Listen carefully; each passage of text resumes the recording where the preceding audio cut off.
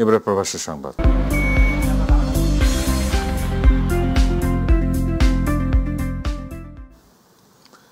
বাংলাদেশি নাগরিক পরিষদ ফ্রান্সের আয়োজনে প্রবাসীদের ভোটাধিকারের দাবিতে সমাবেশ এবং বাংলাদেশ দূতাবাসে স্মারকলিপি প্রদান করা হয়েছে। ফ্রান্সের রাজধানী প্যারিসে বাংলাদেশ দূতাবাসের পার্শ্ববর্তী প্লাস টেটেগ্রেইনে অনুষ্ঠিত সমাবেশে সভাপতিত্ব করেন বাংলাদেশি নাগরিক পরিষদ ফ্রান্সের সভাপতি আবুল খায়ের লস্কর।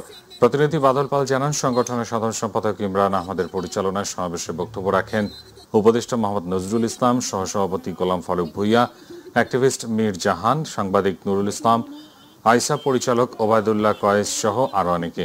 বক্তারা বলেন, প্রায় 1.5 কোটি প্রবাসী দেশে রেমিটেন্স প্রেরণ করে অর্থনীতির চাকা সচল রাখছে, অথচ তারা অবহেলিত। তাদেরকে তাদের নাগরিক অধিকার থেকে বঞ্চিত করা হচ্ছে। এই বিশাল জনগোষ্ঠীকে বাইরে রেখে দেশের উন্নয়ন সম্ভব নয়, তাই তাদেরকে অবশ্যই ভোটাধিকারের সুযোগ দিতে হবে। সমাবেশ শেষে একটি প্রতিনিধি দল বাংলাদেশ দূতাবাসে স্মারকলিপি প্রদান করে। দূতাবাসের পক্ষে স্মারকলিপি গ্রহণ করেন দূতাবাসের প্রথম সচিব ওয়ালিদ বিন কাসেম।